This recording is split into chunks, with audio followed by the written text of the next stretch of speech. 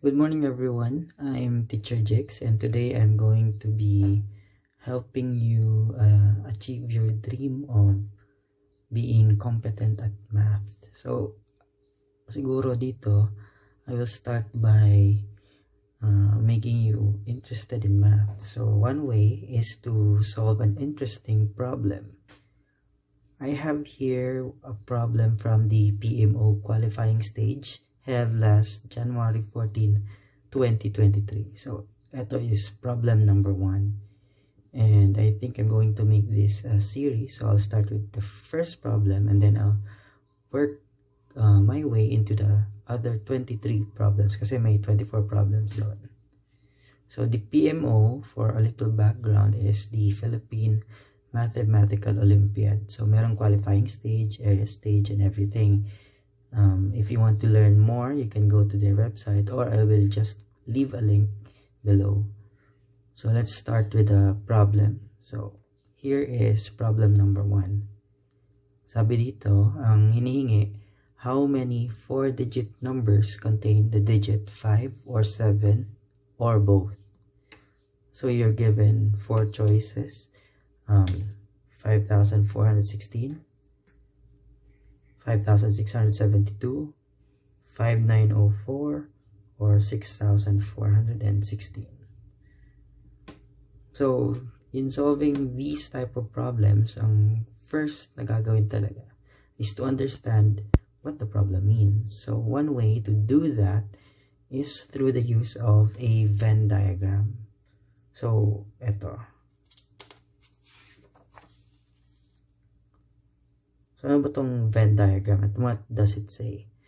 So, basically, a Venn diagram is just a visual representation nung problem. So, let's say you have a population of all 4-digit numbers. So, from 1,000 to 9,999. And you want only those numbers that has a 5, a 7, or both 5 and 7. So, ito yung, this whole thing, itong dalawang bilog, tsaka itong intersection nila, ito yung hinahanap. So, outside of that, meron din tayong mga numbers na walang 5 or 7. So, this is outside of the circle, the circles. So, what do these circles mean? So, itong malaking circle na to, kasama to lahat, all the 4-digit numbers na may 5. Itong isang malaking circle naman dito, all the 4-digit numbers na may 7. And this intersection sa gitna, ito yung merong both 5 and 7. So, itong part na to, yung hindi kasama yung intersection, yung mga 4-digit numbers lang na may 5, but walang 7.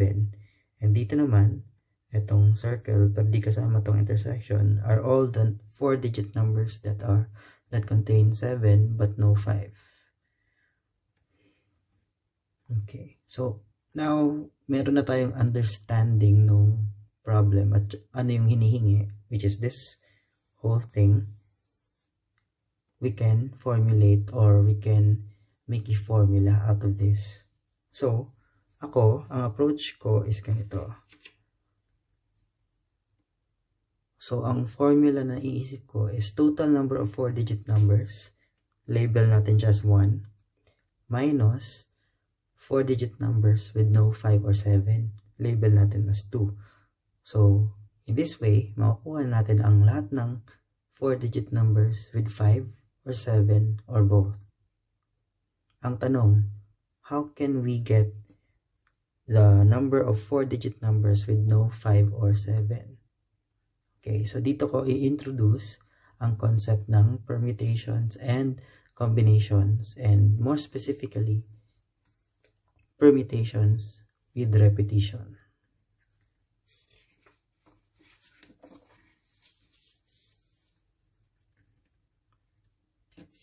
So, ano nga ba itong permutations and combinations? They sound fancy, pero ang ibig sabihin lang nito is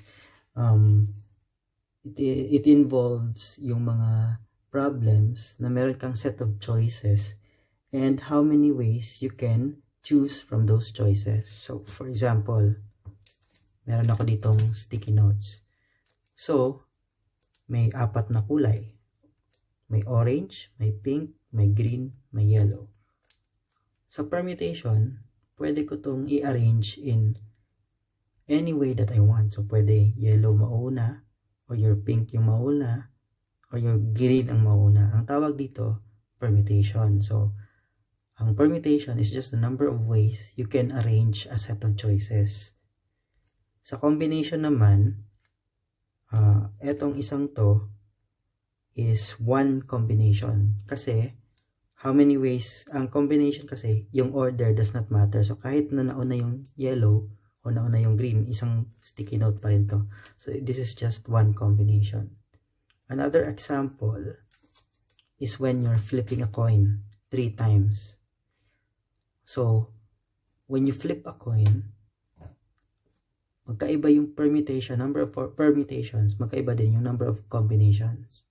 For example, sa permutations, magmamatter kung ano yung first flip, magmamatter kung ano yung second flip, tsaka magmamatter yung third flip. Sa combinations, hindi. So, i-illustrate natin. Let's say, nag-flip ka heads ng first flip sa permutation. Second flip mo, heads pa rin. Third flip mo, heads. So, kung gagawin mo to for all the possible na scenarios or instances, for example, pwede rin heads, tails, and then heads. So, sa permutations, merong 8 permutations for flipping a coin 3 times. Pero, sa combination, 4 lang. You can get 3 heads and 0 tails. So, and then you can get 2 heads, 1 tail. So, sa combination, parehas lang ang HHT, HTH, at THH. Whereas, dito sa kabila, magkaiba sila ng instance. Dito rin, kung 1 heads, 2 tails, parehas lang ang TTH, THT, and HTT. Pero sa permutation, magkaiba sila ng instance. So, yun yung main difference ng permutation and ng combination.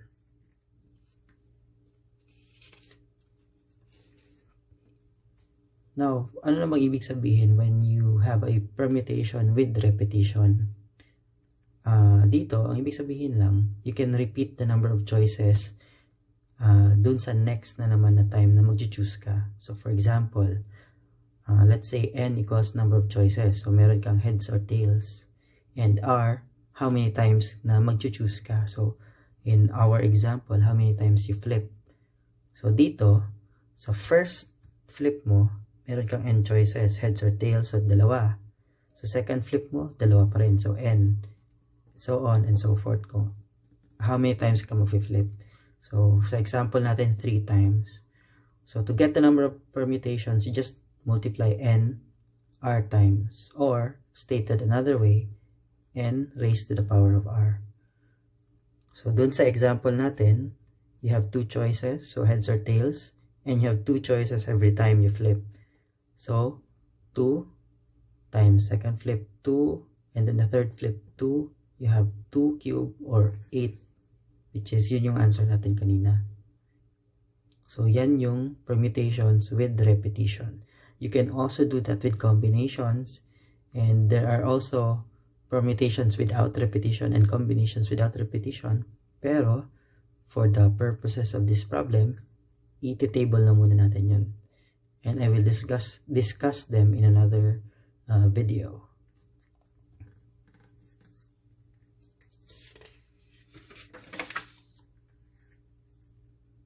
Okay, so now that we know kung ano yung permutations with repetition and how to do it, now we start to solve our problem.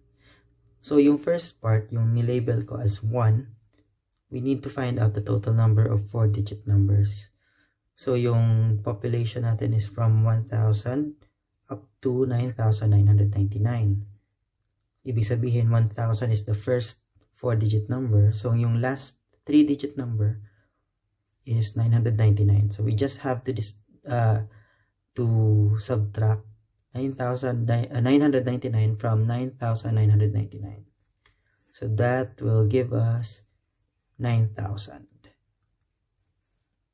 Doon naman sa label number 2, we need all the 4-digit numbers with no 5 or 7. So dito, gagamitin natin yung concept ng permutation with repetition. And dito, sa first digit, mapapansin nyo, 7 lang ang possible choices. Kasi, hindi pwede yung 0. Pag 0 dito, magiging 3-digit numbers na to siya. So that's why it's 7. Sa second digit placement, dito, hindi lang pwede yung 5 or 7. Kaya, 8 choices. So you have 0, 1, 2, 3, 4, 6, 8, and 9. Kasi hindi pwede 5, 7. Dito, same lang din. And then, sa ones digit, same lang din. Walang choices. So, all in all, if you multiply 7 by 8, by 8, and by 8, you get 3,584 numbers na walang 5 or 7.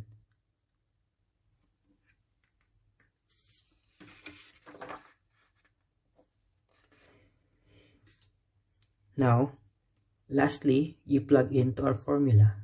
So, 9,000, label 1, minus 3,584, label 2, and we get 5,416. Ibig sabihin, there are 5,416 4-digit numbers with 5 or 7 or both. Okay, so that's it. Hope you learned something and see you sa next problem. Goodbye.